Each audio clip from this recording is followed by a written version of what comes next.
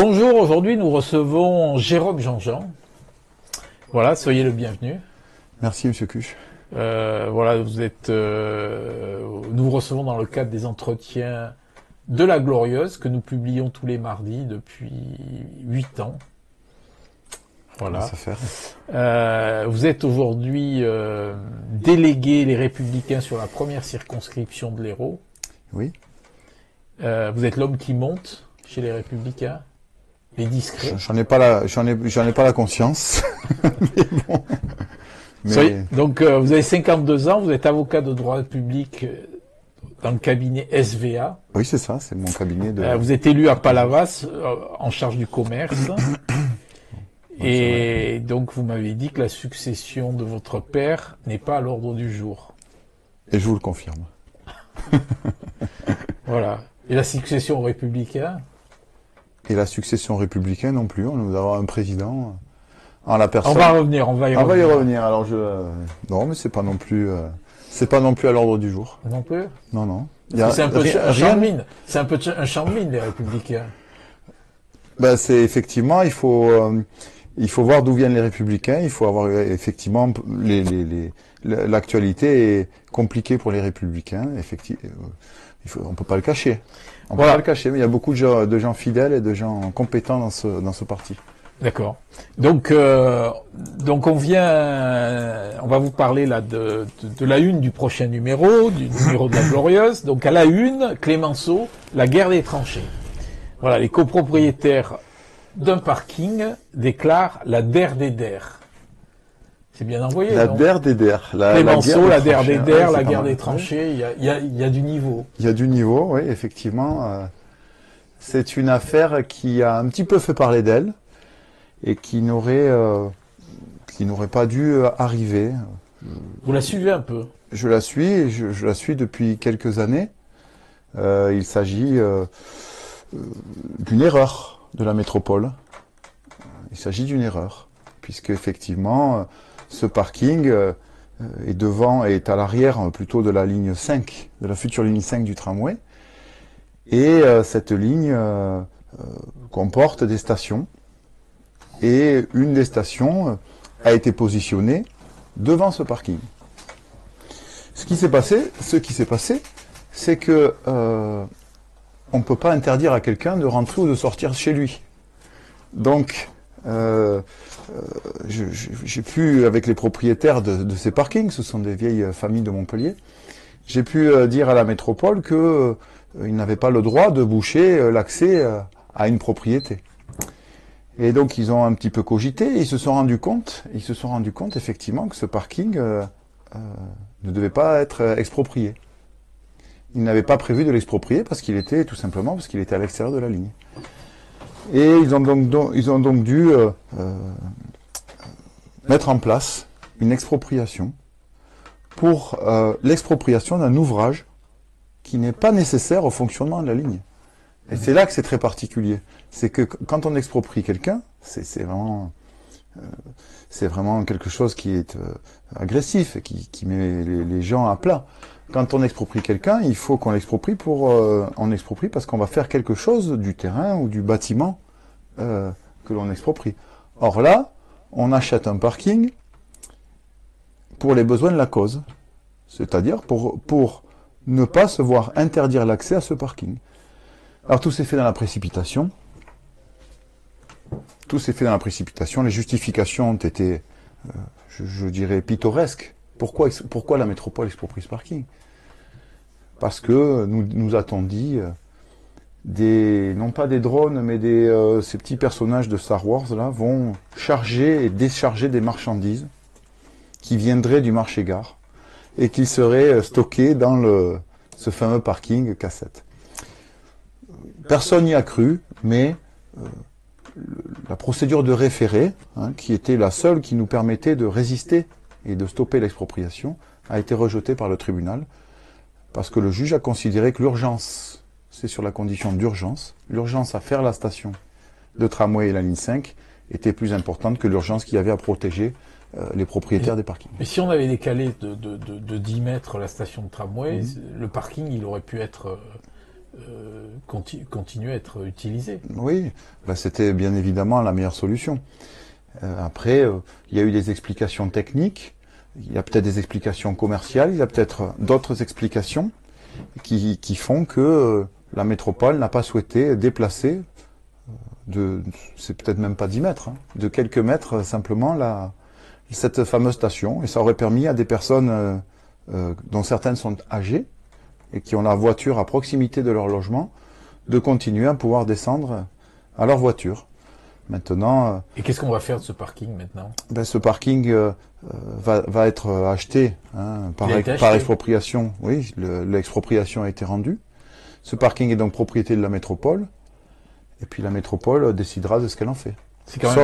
Sauf à ce que nous parvenions, parce qu'une procédure est toujours en cours, sauf à ce que nous parvenions à faire annuler l'arrêté de cessibilité, cet arrêté qui a permis à la métropole de se raccrocher aux branches et d'exproprier un bien qui n'est pas nécessaire donc à la ligne, sauf à ce que la justice permette à ses propriétaires de récupérer leurs biens. D'accord. Je continue là sur le sommaire du prochain numéro. Donc on parle aussi des LR. Donc les LR, Horizon Renaissance, laissent-ils le RN faire ses châteaux en Languedoc? Bah écoutez, là aussi c'est bien amené. C'est bien amené. Oui. Vous voulez faire un commentaire? Non, j'ai bien entendu votre titre. J'ai bien entendu le titre. Voilà. On y reviendra aussi. On y reviendra aussi. Donc un papier aussi sur Pascal Provencel, l'ancien gourou de la publicité de Fresh, d'Hélène Mandroux, qui est parti après le fiasco sur Montpellier, comment ça s'appelait? Montpellier la Surdouée? Non, Montpellier Unlimited.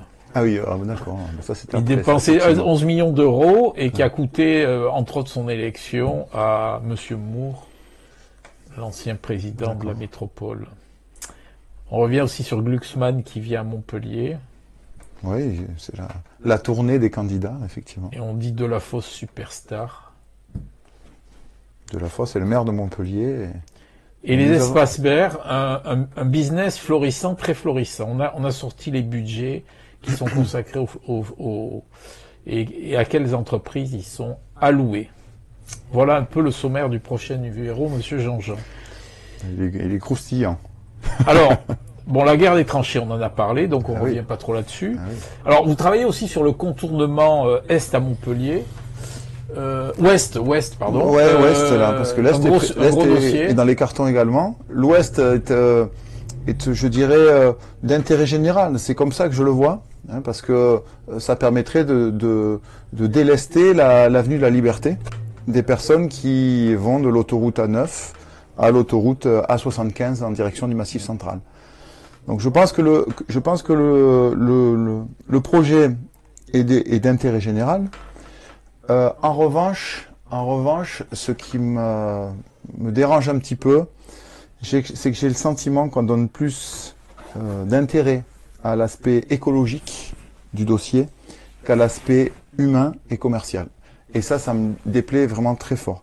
C'est-à-dire que ce tracé reprend en réalité la route de Sète qui part de Saint-Jean-de-Védas, qui remonte sur les hauteurs de Saint-Jean-de-Védas, qui descend rue au Coulon, puis qui part vers la Vérune, Juvignac.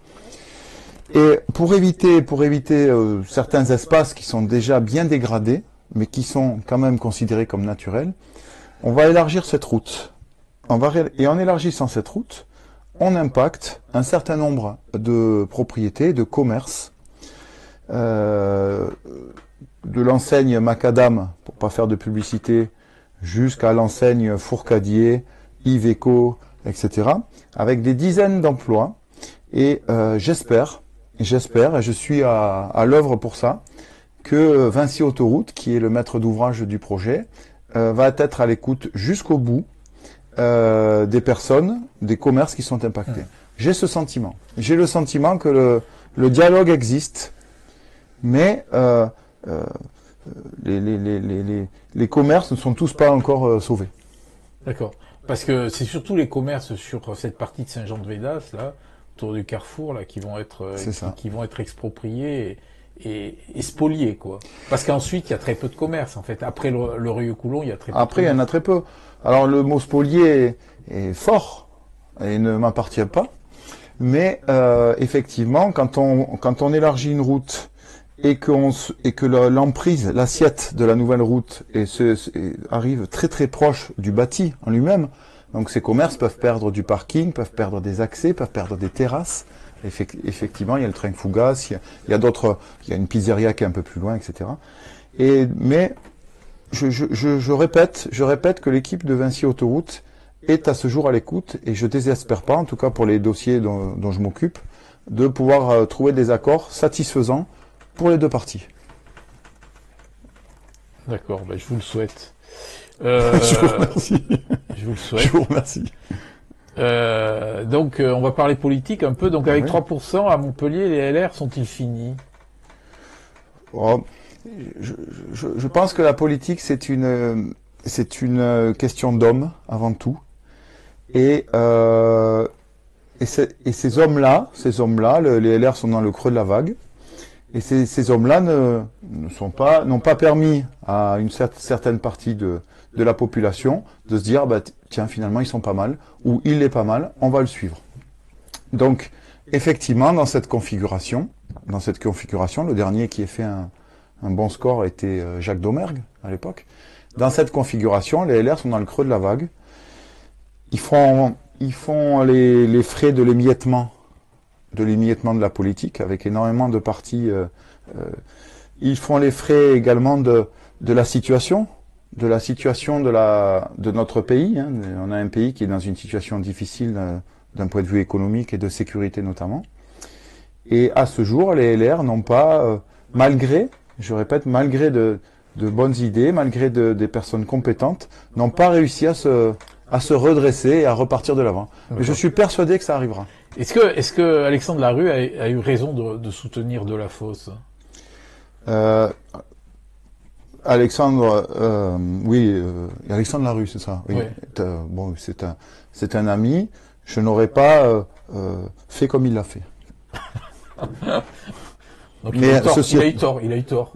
Je l'aurais pas fait comme il l'a fait, même si ça crée de la confusion quand même dans l'esprit des gens. Ça crée beaucoup de confusion. Alex Larue pense à l'intérêt général, probablement. C'est pour ça il a décidé de s'engager pour l'agence d'attractivité économique.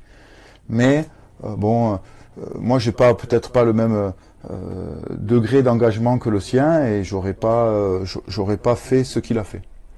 Ceci étant, nous avons pour ramener le débat sur ma paroisse, mais mon village, nous avons quand même de très bonnes relations avec de très bonnes relations avec la mairie de Montpellier. D'accord. Alors, comment imaginer surnager après après ce naufrage? Donc 3%, c'est du jamais vu.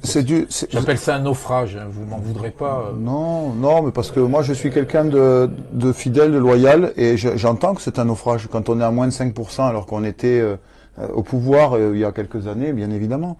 Maintenant, il faut savoir d'où on vient. Ce parti, c'est une union. C'est une union qui a été créée après-guerre, qui a évolué. C'est une union qui a été créée après-guerre. Et ça, c'est quand même assez noble, parce que ce sont des personnes qui viennent de tous les horizons. Et ce parti, ou ce mouvement, on va dire, a fédéré des personnes de tous horizons, qui sont, pour la plupart, ce noyau, restés des gens fidèles, sur lesquels on peut compter, qui s'entraident, qui sont présents quand on fait des manifestations.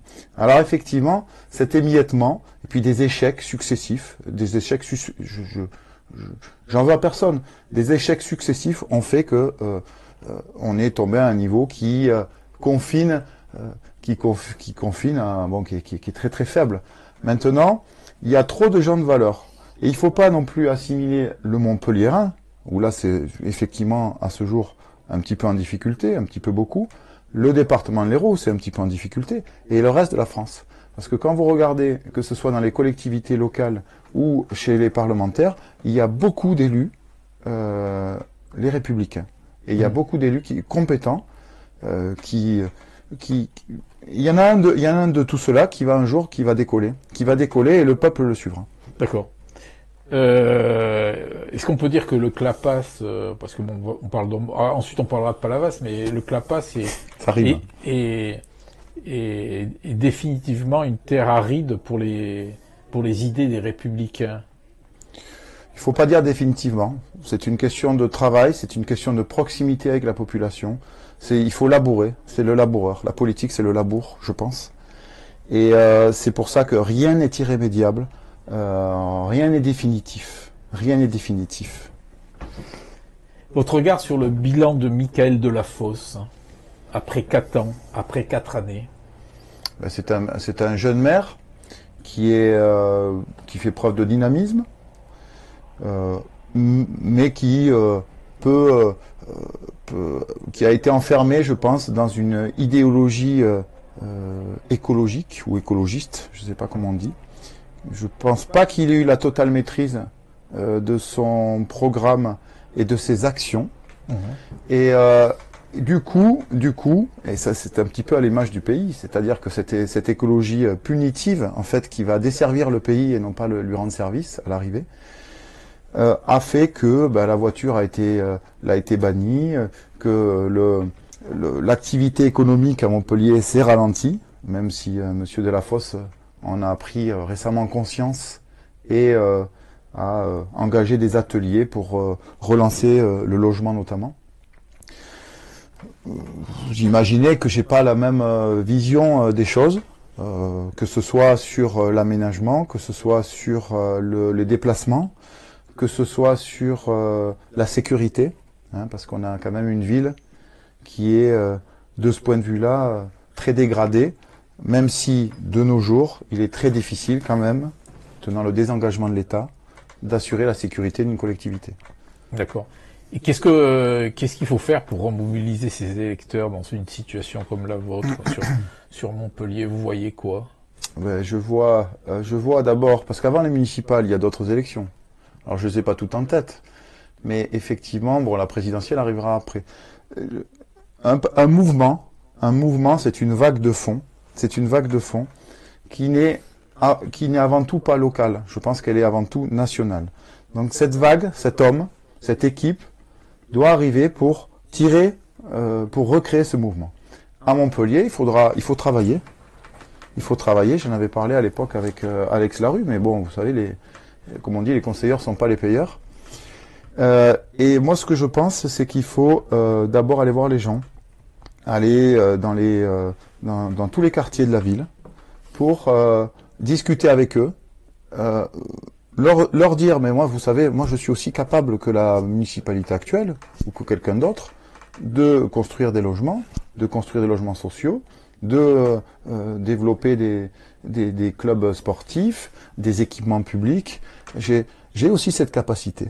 Et en plus de cette capacité, j'ai ce petit supplément, c'est que je suis quelqu'un je parle pas pour moi, hein, je parle pour celui qui serait candidat, qui est très humain, qui sera à votre écoute, quand il vous dira qu'il ne tombera pas dans cette communication, il en faut de la communication, bien sûr, cette communication qui écrase l'action aujourd'hui. On communique énormément, il y a beaucoup d'effets d'annonce, et au détriment de l'action. Moi, je veux des gens pour parler cru, pour parler comme dans mon village, qui ferment leur gueule et qui agissent. Voilà. Et il n'y a pas besoin de crier sur les toits qu'on va faire quelque chose. Alors, à LR, il y a Ciotti et Pradier. De quel côté penchez-vous? Je penche pour personne.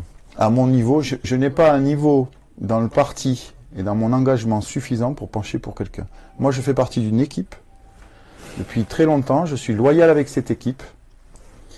Je suis respectueux de mon parti, de ses statuts, de ce qu'il représente. Mais je ne me permets pas de juger le chef du parti ou le chef, le tête de liste des dernières élections régionales. Vous êtes très diplomate. C'était mon premier dessein avec EIN que d'être diplomate. J'aurais pu être diplomate. Dessin avec EIN. Ah d'accord. Votre dessin professionnel. C'était mon premier dessin, mon premier souhait. J'ai passé d'ailleurs des concours du Quai d'Orsay. mais bon, j'ai pas pu être admis. Et donc j'ai fait un autre métier qui me permet de l'être. D'accord. Même si l'avocat doit aller au combat, et combat tous les jours, il doit aussi avoir un côté diplomate. Alors les Républicains à Montpellier, est-ce qu'il va se passer quelque chose? Mais là, vous voyez un peu les. moi je Vous vois. lisez dans la boule de cristal ou... Ben là, il y en a c'est compliqué de lire totalement dans une boule de cristal. Non, mais il y a quelque chose qui se dégage là. Non, c'est un peu tôt, je pense. Je pense que c'est un peu tôt. Enfin, les élections, c'est dans 2 ans, hein, vous savez. C'est dans 2 ans. S'il y a je personne, sais que le parti, nos dirigeants regardent un petit peu ce que fait Isabelle Perrin, hein, qui est notaire et que je connais bien, qui s'intéresse à la vie locale, qui la commente, qui dit quand ça va pas. Et donc bon, elle fera probablement partie de l'équipe. Est-ce que ça sera elle, est-ce que ça sera quelqu'un d'autre? En tout cas, elle s'intéresse, elle est motivée. Et c'est une notaire intègre et combative. D'accord. Et donc des ambitions là pour le scrutin européen? En ce qui me concerne? Non, parce que les listes sont faites. Non, moi, pas pour vous, mais pour le scrutin européen. Pour le parti. Vous savez, la difficulté à notre époque, c'est de devoir faire campagne quand il y a un sondage par jour, et que les sondages, effectivement, se trompent pas énormément. On a un leader qui est François-Xavier Bellamy, qui est un homme de qualité, qui a déjà bien travaillé au Parlement européen, même s'il est difficile de faire évoluer en profondeur ce gros navire qui est l'Union européenne. Mais il est probable qu'il crée la surprise. Il faut qu'il continue à s'affirmer, qu'il continue à faire campagne. Et puis, bon, là, il est donné à 7,5%, je crois, de sondage. Vous savez peut-être mieux que moi, ou 8. Bon, écoutez, qu'il fasse le meilleur score possible. Et puis, c'est la stratégie des petits pas. On va repartir de l'avant. Alors, il y a il y a une quinzaine de jours, là, on sortait un article, là, sur Montpellier. Voilà, pour faire de la veille média, le maire, il dépense 772 000 euros. C'est-à-dire, entre autres, pour les éléments de langage. Voilà, et de se faire conseiller dans les médias. Ça fait pas trop d'argent, ça? 772 000 euros pour les éléments de langage. 772 000 euros sur combien d'années? Parce que si c'est sur un an. Si c'est sur un an, il faut diviser par 12, ça fait 60 000 euros par an, c'est ça? Non, sur un an. 60 000 euros par mois. Pour les éléments de langage, sur la surveillance, après on est sur une échelle de métropole, je saurais pas vous répondre. Bien sûr, le chiffre en lui-même fait peur et paraît très important. Mais bon, sur une échelle de métropole, je ne sais pas quelles sont les difficultés de langage ou de compréhension des médias. De stratégie de communication. Stratégie de communication. Ça fait beaucoup d'argent, quand même. Oui. En soi, ça fait beaucoup. Alors, maintenant, à l'échelle de la métropole, les Républicains, donc, en position éligible, 2 personnes du Tarn, Imar et Carayon. Donc, le Tarn écrase le match. Personne dans l'arc méditerranéen. Alors cette semaine, on produit un article comme quoi il y a pas mal d'élus qui baissent les bras un peu devant l'expansion RN et qui veulent pas trop monter au créneau, qui veulent pas aller se battre contre le RN au niveau de l'arc méditerranéen. Certains élus préfèrent garder leur place, ceux qui ont des places. Oui, dans les municipalités, etc., plutôt que d'aller rejoindre une liste LR, c'est ça? Voilà. Oui. Bah écoutez, ça c'est leur choix. Moi, je dis souvent que je suis pas né comme le RN. Je suis pas né. Je suis né rassembleur. Et je suis pas né Diviseur, on va dire. Non, pire que ça. Je suis pas né pour exclure, voilà, pour ostraciser, etc. On a suffisamment de difficultés en 2024 pour écarter les gens. Donc il faut apprendre, mieux encore, à vivre ensemble. Donc, mais vivre ensemble, bien évidemment, avec des règles, avec le respect des lois de notre pays. Quant aux élus qui choisissent donc le RN, moi je vous répète que j'ai pas cette vision des choses. Moi je suis quelqu'un d'humain, de rassembleur. Et le RN, quelque part, n'est pas tout blanc non plus. Alors, le RN, elle va en poupe parce que les gens se disent, oui, mais c'est un parti qu'on n'a jamais utilisé, qu'on n'a jamais eu au pouvoir. Mais en fait, il faut quand même dire qu'ils ont gagné les 2 dernières élections européennes. Ils étaient donc au Parlement européen en majorité en termes de députés français depuis 2014. Et bon, on n'a pas... alors c'est difficile au Parlement parce que les députés sont nombreux, tout est noyé, etc. Mais enfin, ils n'ont pas non plus changé l'Union européenne. Donc le RN est comme les autres partis. Il est comme les autres partis. À l'épreuve du pouvoir, il se heurte aux difficultés actuelles. Mais moi, je vous répète que cette différence que j'ai, ça ne veut pas dire que je suis moins sévère, que je suis moins strict. Peut-être que je le suis plus. Mais j'ai un principe d'accueil, de rassemblement, d'union. Voilà. J'ai ce principe-là qui me guide. Les élus qui veulent quitter, moi je suis quelqu'un qui, dans la défaite, ne quittera pas le navire. Je resterai fidèle. Vous me dites, vous êtes presque en voie de disparition. On est effectivement très très bas. Mes plus proches amis et plus proches me disent, mais qu'est-ce que tu fais encore dans cette galère? Ben moi j'ai des principes. Je sais que ce parti a des hommes de qualité et rebondira. Non, parce qu'il y a 2 phénomènes. Il y a que ceux qui restent, parce qu'il y a ceux qui ont quitté le navire. Il y a Lafort, il y a Rivenc. Bon, Rossignol, il a un pied dedans, un pied dehors. Il est président des LR de l'Hérault. Oui, non, mais enfin... Donc il a un pied dedans, un pied dehors, mais enfin il est quand même aux responsabilités chez nous. En 2022, quand même, il a, après avoir eu l'investiture des LR, il a renoncé pour incompatibilité légale à la région. Donc bon, on ne sait plus trop où ils habitent. Ça fait partie. Tout cela. Si, Stéphane Rossignol est un maire LR qui a sa carte LR, qui est président du département. Après, si à la région il y a eu des différends, bon ça ce sont des choses qui arrivent. Comment on peut comprendre que le président LR du département, voilà, soit sorti du groupe LR à la région? Et ça, il faut le lui demander. Je lui demanderai. Vous avez une idée là-dessus? Non. D'accord. Donc, bon. Alors, revenons aux héritiers. Donc, ici, il y a Laurent Jaoul, Julie Fraîche, il y a eu Philippe Couveigne, aujourd'hui disparu. Qu'est-ce qui vous différencie de tous ces héritiers politiques? Moi, je suis pas un héritier. Je fais de la politique, je fais du militantisme, je fais de l'animation, mais j'ai pas de plan de carrière. Je serai peut-être jamais élu au-delà du mandat de conseiller municipal que j'ai. Je n'ai pas de carrière, je ne demande rien. Je fais du militantisme. J'ai le sens du service, le sens des autres. J'aime bien rendre service, mais j'ai pas de plan de carrière comme a pu l'avoir à l'époque Philippe Couveigne ou l'héritier, les autres héritiés. La fille de Georges de Fraîche ou le maire de Castelnau. Vous avez un métier. Moi, c'est ce qui vous différencie quand même. J'ai une famille, j'ai des amis, des associations, j'ai un métier qui est difficile, qui me prend beaucoup de temps. Donc, si je peux rendre service, je le fais tous les jours. Si je peux rendre service en étant élu, plus que je le suis, je le ferai. Mais si je le fais pas, j'en mourrai pas. Est-ce que c'est plus facile de débuter en politique quand on est un fils d'eux? Oui.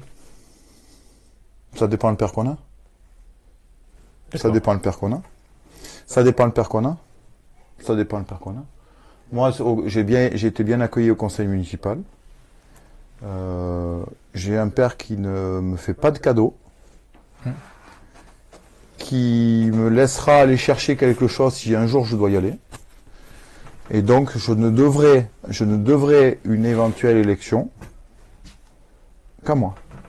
Avec sa bienveillance et le lien filial qu'il y a entre nous. Et à part vous, il y a quelqu'un qui est pressenti pour reprendre le flambeau à Palavas? Oh, mais là, il manque pas de candidats. Il y en a toujours. D'accord. Il y en a toujours. Toujours. Alors, jadis, les grandes villes du bord de littoral héroltais étaient RPR balnéaire, donc la grande mode Agde et tout et tout. Aujourd'hui, le bleu marine, il y a un glissement vers le bleu marine. Sur le littoral, Pas trop. non. Non, que vous alliez si vous partez du Gros du Roi, la Grande Motte, Carnon, Palavas, vous continuez Frontignan, Sète, Marseillan, Agde, Vias. C'est pas un compagnie. sujet, le bleu marine. Je pense qu'il n'y a pas de mer RN sur le littoral dans l'Hérault. Non, mais il y a très peu de Je mer. me trompe peut-être, hein, mais. Non, mais il n'y a pas de mer RN, mais on sent une petite érosion. C'est comme la mer qui gagne un peu sur les terres. Non, mais vous ne sentez pas ça? De la même manière que la mer ne gagne pas sur les terres, ça c'est une idée reçue, le RN ne gagne pas sur les autres candidats ou partis dans les élections municipales, en tout cas sur le littoral. D'accord. C'est comme ça que je le vois. Donc il n'y a pas de glissement. Je vois pas de glissement. D'accord. Sur les élections européennes, il y a des scores qui sont bien sûr. Le RN, il a toujours gagné les élections européennes depuis 2014. Donc là, maintenant, c'est peut-être un petit peu accentué. Parce que l'élection européenne, c'est une élection où personne n'y comprend rien et c'est un défouloir. Donc, non, le jeu. Dès qu'on se recentre, regardez même sur Montpellier, il n'y a pas d'RN. Est-ce que vous regrettez aujourd'hui le départ de la commune de Palavas de l'intercommunalité de Montpellier? Alors, il y a deux choses. Un, on est très satisfait de ne pas être dans l'intercommunalité de Montpellier, parce qu'on est très bien dans la communauté d'agglomération du Pays de l'Or. On est une communauté d'agglomération littorale, avec une belle harmonie, des personnes qui s'entendent, des dirigeants qui s'entendent, des finances qui permettent donc à chaque village, on n'est pas dans la même catégorie de population, des villages des finances qui permettent aux villages d'avoir des équipements publics et des services publics de qualité. Après, il est évident que Palavas-les-Flots, et depuis que Palavas-les-Flots existe, et cette année nous fêtons les 100 ans de la station balnéaire, la ville existait bien avant, mais a toujours été la plage de Montpellier. Et c'est à l'époque, en fait, la manière dont Georges Frêche a dirigé la ville et s'est comporté avec d'autres collectivités qui ont fait que Palavas avait eu la possibilité de quitter cette agglomération. Je pense que c'est définitif. D'accord. On parle beaucoup de fusion des intercommunalités Étangs de l'Or et Terre de Camargue après 2026. Je sais que c'est en réflexion. Vous êtes favorable ? Sur le principe, je trouve que c'est une bonne idée, mais je laisse encore au président Rossignol le soin de vous l'expliquer. D'accord. Est-ce que vous trouvez logique que les politiques parlent de proximité de Montpellier avec la plage et que Palavas, donc la plage de Montpellier, soit pas dans la métropole? Vous m'avez déjà posé la question. Palavas a toujours été la plage des Montpelliérains. Et j'aurais tendance à dire que qu'on soit dans la métropole ou qu'on n'y soit pas, on sera toujours la plage de Montpellier. Et je vous demande si vous trouvez ça logique. Il y a eu une logique juridique à un certain moment. Il y a eu... non, si je dois vous répondre, je trouve que c'est pas logique. Je trouve que c'est pas logique, mais c'est pas logique. Mais bon, l'histoire est faite de séparations qui ne paraissent pas logiques. Mais quand on reconstruit une intercommunalité de qualité et qui vit en osmose, la logique s'est transférée. Palavas-les-Flots est devenu logiquement membre de la communauté d'agglomération du Pays de l'Or. Selon vous, est-ce que la tripartition politique peut subsister à Emmanuel Macron ? Écoutez, là on voit... Alors la tripartition, c'est-à-dire les deux extrêmes et un gros centre. Ouais. C'était un coup politique extraordinaire qu'a fait Macron, enfin en tout cas, ou les personnes plutôt qui l'ont amené vers le pouvoir. Après, je pense qu'il y a, les deux côtés sont déçus en fait. Les extrêmes resteront toujours les extrêmes, mais ce qu'on appelait toujours la droite et la gauche ont été déçus parce que on peut pas à midi dire à la gauche quelque chose, et puis à midi et quart à la droite l'inverse de ce qu'on a dit, et puis et toujours inversement, etc. Donc là, on voit poindre un parti socialiste qui commence à reprendre un petit peu de poil de la bête. Et effectivement, c'est cette droite modérée qui est encore émiettée, puisque au-delà de Macron, effectivement, il y a ce parti Horizon, il y a d'autres micro-partis, il y a des mouvements de Xavier Bertrand, de David Lisnard, il y a beaucoup de mouvements. Et viendra le moment, et je l'espère sous la bannière LR, où tous ces mouvements reprendront une forme unique et puis se reconstitueront. Donc je pense que ce que vous appelez le tripartisme, on reviendra à minima à 5 pôles. Il y aura toujours le centre, parce que le centre a toujours existé, puis il y aura les partis, les mouvements, peut-être ça sera plus des partis, parce qu'il y a plus le militantisme est en déclin, il n'y a plus d'encartés, maintenant on est sympathisants. Il y aura des mouvements de droite et de gauche, et puis après il y aura ce qu'on appelait l'extrême droite et l'extrême gauche. Votre papa, il devrait se représenter en 2026 ? Ben, c'est lui qui va le décider. C'est lui qui va le décider, et je serai peut-être la personne la plus loyale vis-à-vis de lui. Pour l'instant, invitez-le. Invitez-le, dira, avec plaisir. Parce que je ne suis pas dans la confidence. Vous n'êtes pas dans la confidence. Non. Et s'il se représente pas, vous pourriez être tête de liste ? Mais ça, on fera les choses les unes après les autres. S'il se représente pas, ce que j'ignore, comme s'il se représente, je l'ignore aussi. Le choix d'un tête de liste, c'est une unanimité dans un groupe majoritaire, dans un conseil, etc. Donc il faudrait, si je fais un jour l'affaire entre guillemets, j'y serai. Mais bon, je vous répète que je ne cours pas après ça. Très bien, je vous remercie. Avec plaisir. Merci Monsieur Cuche de m'avoir invité. Et merci à votre journal de m'avoir invité. Merci bien.